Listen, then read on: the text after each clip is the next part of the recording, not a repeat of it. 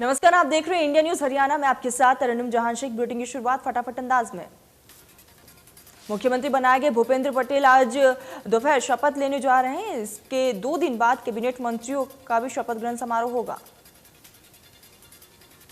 गृह मंत्री अमित शाह इस शपथ समारोह का हिस्सा बनने वाले हैं। वे आज अहमदाबाद पहुंचेंगे। गृह मंत्री के अलावा एमपी के सीएम शिवराज सिंह चौहान भी मौजूद रहेंगे। गुजरात के मुख्यमंत्री भूपेंद्र पटेल के शपथ ग्रहण समारोह में हरियाणा के सीएम मनोहर लाल भी शामिल होंगे। सोमवार को मुख्यमंत्री मनोहर लाल जाएंगे Gujarat.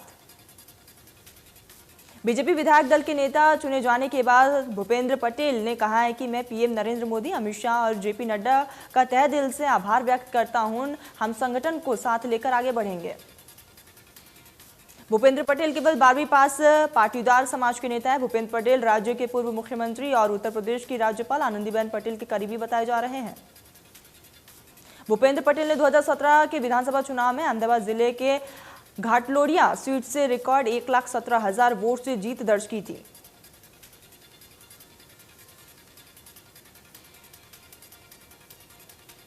Supreme court Israel spyware Pegasus के जरिए कुछ खास लोगों की हुई कथित जासूसी संबंधी याचिकाओं पर आज सुनवाई करेगा। इससे पहले सीजेआई एनवी रमन की अगुवाई वाली 3 जजों की पीठ ने केंद्र सरकार को जवाब दाखिल करने के लिए और समय दिया था, लेकिन कुछ परेशानियों की वजह से वे दूसरा हल्फनामा दाखिल करने को लेकर संबंधित अधिकारियों से मिल नहीं पाए।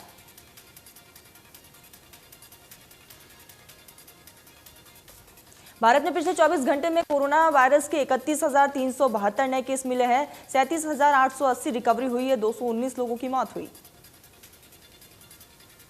महाराष्ट्र में 24 घंटे में कोरोना के 3,623 नए केस सामने आए। एक दिन में 46 मरीजों ने दम तोड़ा। महाराष्ट्र में अब भी 49,000 से ज्यादा एक्टिव केस।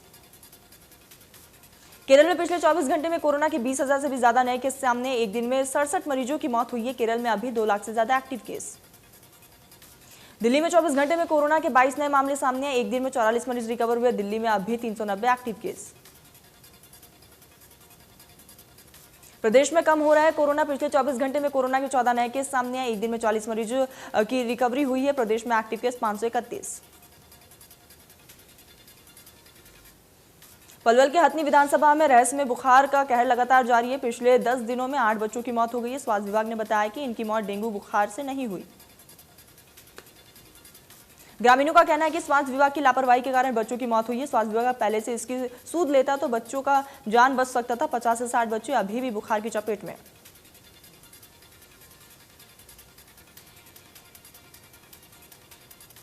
कोरोना का हराने के लिए सोनीपत में 15 सितंबर तक मेगा वैक्सीनेशन चलाया जाएगा, जहां 3 दिन में 75,000 से ज्यादा लोगों को वैक्सीन लगाने का टारगेट रखा गया। स्वास्थ्य विभाग का लक्ष्य है कि 25 सितंबर तक 10 लाख से ज्यादा लोगों को वैक्सीन लगाई जा सके। इसी के तहत सोनीपत के बहालगढ़ में स्वास्थ्य विभाग ने रोटरी क्लब मिड टाउन के साथ मिलकर वैक्सीन लगवाया। करीब 26,000 दिव्यांगों की लिस्ट तैयार की गई। वैक्सीन कैंप में मुख्य अतिथि के तौर पर नागरिक अस्पताल के सिविल सर्जन पहुंचे। उन्होंने कहा कि कोरोना की तीसरी लहर को रोकने के लिए सभी को वैक्सीन लगाना जरूरी है। दिव्यांगों को लेकर स्वास्थ्य विभाग ने रिपोर्ट तैयार किया है। इसमें से ज्यादातर लोगों को पहली डोज वैक्सीन की लग चुकी है। दूसरी डोज लेने वाले दिव्यांग काफी संख्या में है। ग्रामीण स्तर पर आशा वर्कर्स, पंचायतों के सहयोग से वैक्सीन किया जा रहा है। गुरुग्राम में आज से 15 सितंबर तक कोरोना वैक्सीन का मेगा ड्राइव चलाया जाएगा। सरकार ने 3 दिन में 1,45,000 से ज्यादा लोगों को वैक्सीन लगाने का टारगेट रखा। गुरुग्राम स्वास्थ्य विभाग ने 2 लाख लोगों को वैक्सीन लगाने का लक्ष्य रखा है। लगभग 200 जगहों पर वैक्सीन सेंटर्स बनाए गए। वैक्सीन की पहली और दूसरी डोज मेगा ड्राइव में लगाई जाएगी। पूरे हरियाणा में 16 लाख लोगों को वैक्सीन लगाने का बड़ा लक्ष्य है। भिवानी में 3 दिन का वैक्सीनेशन मेगा ड्राइव चलाया जाएगा। एनएचएम के डॉक्टर रणदीप पुनिया की अपील पर संस्थाएं सक्रिय हुई। मेगा वैक्सीन ड्राइव में IMA, ग्रीन सोसाइटी समेत अन्य संस्थाएं आगे आई है। डोर टू डोर जाकर लोगों को जागरूक किया जाएगा। भिवानी में मेगा वैक्सीनेशन ड्राइव का 25 सितंबर तक 100% वैक्सीन लगाने का बड़ा टारगेट रखा गया।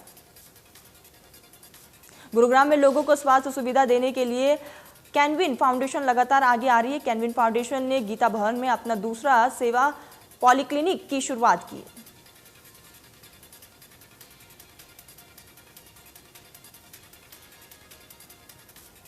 इनेलो सुप्रीमो ओम प्रकाश चौटाला भिवानी के जाट धर्मशाला में जिला कार्यकर्ता सम्मेलन में पहुंचे। इस दौरान कार्यकर्ताओं ने उनका भव्य स्वागत किया।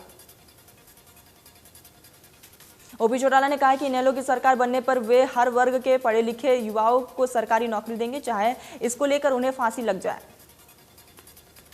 चौटाला ने कहा कि नौकरी देने में ये नहीं देखेंगे कि किसने वोट दिया या नहीं दिया। ओपी चौटाला 10 साल की सजा काटकर एकाएक राजनीति में सक्रिय हो गए हैं।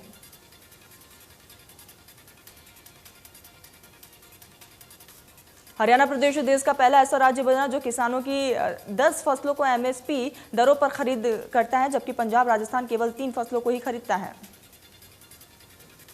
कैबिनेट मंत्री जेपी दलाल को किसानों ने पगड़ी पहनाकर सम्मानित किया। उन्होंने खुले दरबार में किसानों की समस्याएं सुनते हुए कहा कि केंद्र और प्रदेश सरकार किसानों के हित के लिए अनेक लाभकारी योजनाएं चला रही है। जेपी दलाल ने कहा कि करनाल प्रशासन ने पूरे शीलता से काम किया है और किसानों से बात बन रही है। सरकार ने फिर साबित कर दिया है कि किसानी हमारे अन्नदाता है। जेपी दलाल ने कहा कि कांग्रेस के कुछ लोग हमारे किसान को बहला फुसलाकर आंदोलन को बढ़ावा दे रहे हैं। आंदोलन में कई असामाजिक तत्व आंदोलन को बिगाड़ने की कोशिश कर रहे हैं। सिरसा में कैबिनेट मंत्री रणजीत सिंह चौटाला ने कहा कि करनाल में प्रशासन और किसान संगठनों के बीच आपस में समझौता हो गया है। लाठीचार्ज में मरने वाले 2 किसानों के परिवार को नौकरी दी जाएगी। रणजीत सिंह चौटाला ने कहा कि एसडीएम आयुष सिन्हा के खिलाफ न्यायिक जांच के आदेश दे दिए गए। सरकार किसानों की मांग पर विचार किया जाएगा।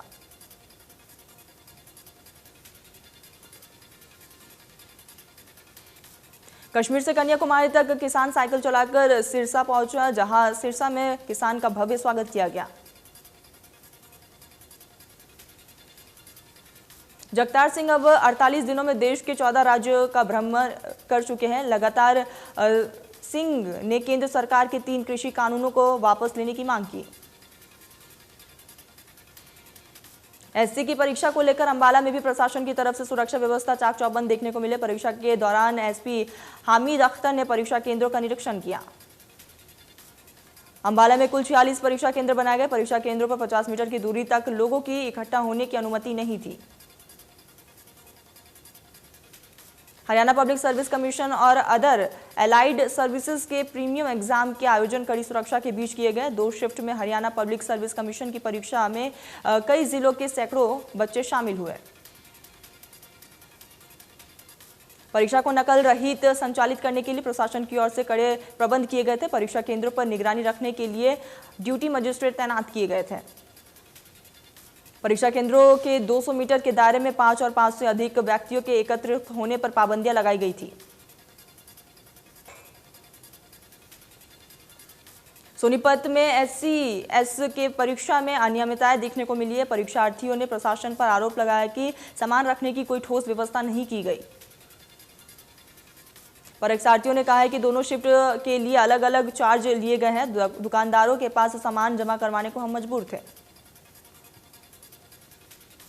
दिल्ली के वजीराबाद इलाके में मूर्ति विसर्जन के दौरान 4 बच्चे यमुना में डूब गए, जिसमें से 3 की मौत हो गई। गोताखोरों और बोट क्लब के अधिकारियों ने जब बच्चों को डूबता देखा तो तुरंत उनके पास पहुंचे और सभी को बाहर निकाला गया, जिसके बाद अस्पताल लेकर गए। डॉक्टरों ने उन्हें मृत घोषित किया।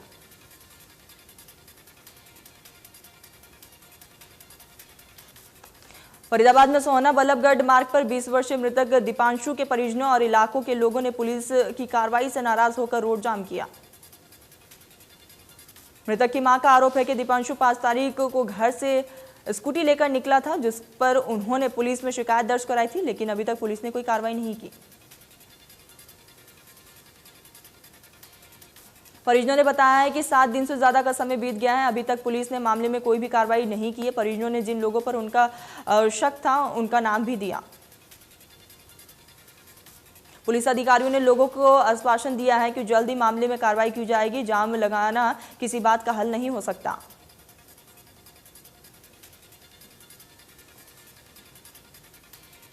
गोहाना के एमबीबीएस फाइनल की छात्रा की सड़क हादसे में मौत हो गई। बताया जा रहा है कि मृतक छात्रा भगत फूल सिंह महिला मेडिकल कॉलेज की छात्रा थी। रोहतक शहर के छोटूराम नगर की रहने वाली थी।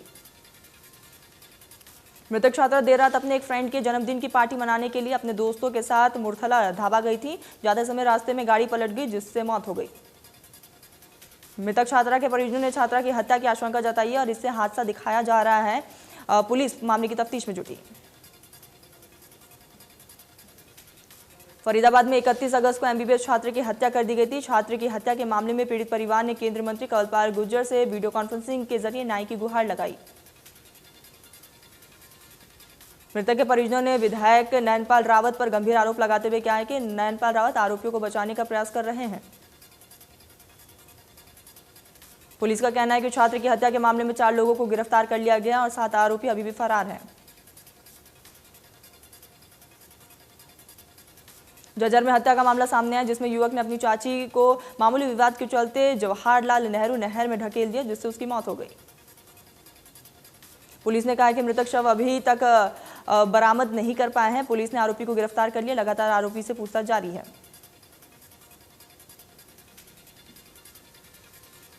हरियाणा के बहादुरगढ़ में बैंक ऑफ बड़ौदा की सीनियर महिला मैनेजर का शव उसके फ्लैट में फंदे से लटका हुआ मिला। महिला झारखंड में कार्यरत थी और उसका पति झज्जर में सर्वे हरियाणा बैंक में कार्यरत है। बहादुरगढ़ के सेक्टर 6 थाना पुलिस ने मामला दर्ज कर आगे की तफ्तीश शुरू कर दी है। पुलिस ने मृतक महिला के शव को कब्जे में लेकर पोस्टमार्टम के लिए भेजा। बहादुरगढ़ के सेक्टर 6 थाना पुलिस ने मृतक महिला के परिजनों के बयान के आधार पर उसके पति के खिलाफ हत्या का मामला दर्ज किया। करनाल में बदमाशों के हौसले बुलंद। बदमाशों ने सेक्टर 9 में घर में घुसकर बुजुर्ग दंपति को बंधक बनाकर मारपीट की और हथियार के बल पर लूट कर फरार हो गए। घर में जाते हुए लुटेरों की तस्वीर सीसीटीवी में कैद हो चुकी है। बदमाशों ने घर में घुसकर बुजुर्ग के साथ मारपीट की। मामले को लेकर पुलिस जांच में जुटी।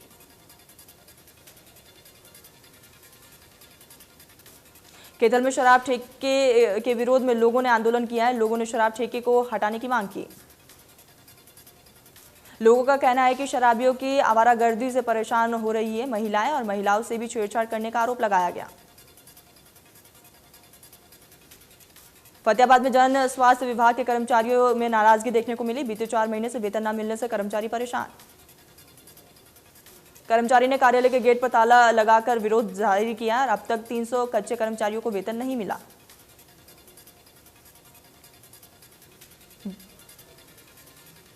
गुरुग्राम में डिजिटल बिजली मीटर को लेकर कृष्णा चौक पर लोगों ने जाम लगाकर विरोध प्रदर्शन किया। लोगों का कहना है कि जो डिजिटल मीटर लगाए गए, जिससे बिजली बिलों में भी इजाफा देखने को मिला।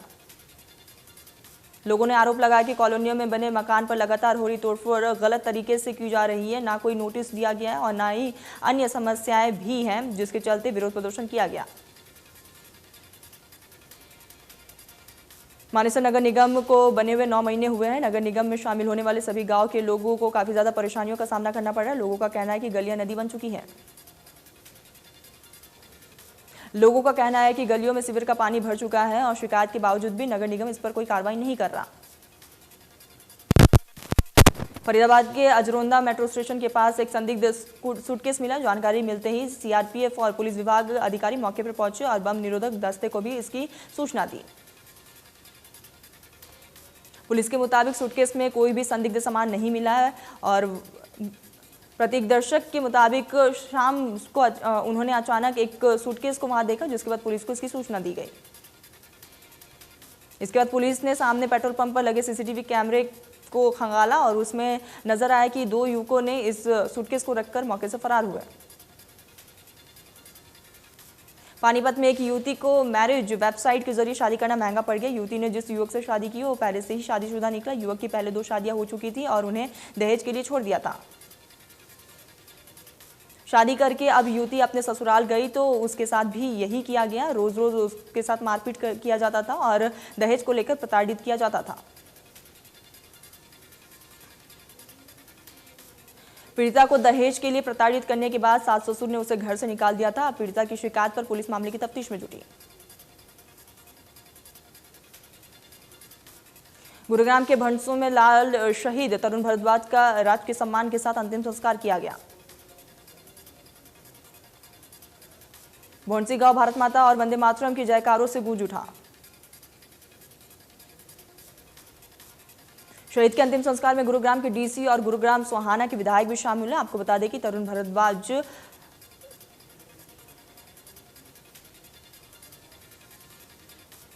खरोंडा में पश्चिम बंगाल के पूर्व राज्यसभा सांसद एवं मार्क्सवादी कम्युनिस्ट पार्टी के महासचिव सीताराम येचुरी और राज्यसभा सांसद नीलोत्पाल ने रविवार को मृतक किसान सुशील काजल के परिजनों से मुलाकात की। उन्होंने बीजेपी सरकार पर भी निशाना साधा। लघु सचिवालय के घेराव के बाद किसानों की जीत पर खुशी जाहिर की है। उन्होंने कहा कि हरियाणा सरकार को किसानों के सामने झुकना पड़ा। सांसद सीताराम येचुरी ने कहा है कि तीनों कृषि कानूनों को रद्द करने की मांग पर केंद्र सरकार को भी किसानों के सामने झुकना पड़ेगा।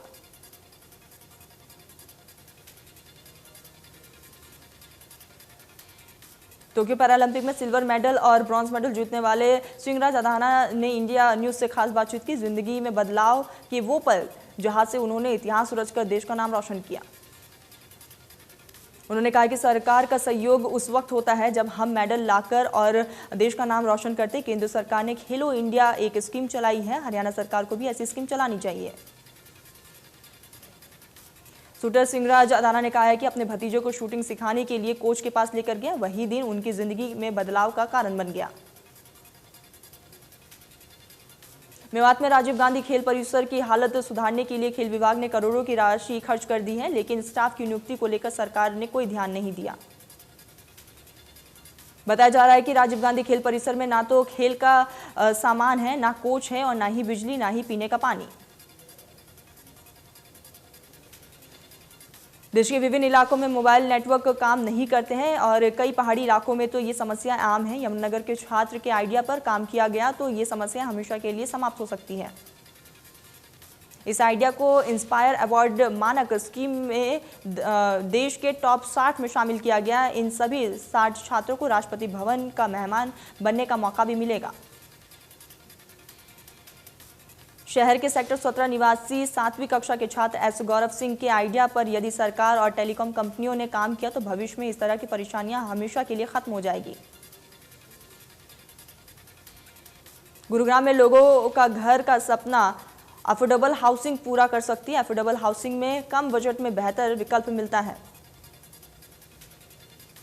अफोर्डेबल में फ्लैट लेते वक्त कई बातों का ध्यान रखना भी जरूरी है, जिसमें फ्लैट प्लान को अच्छे से समझना जरूरी है।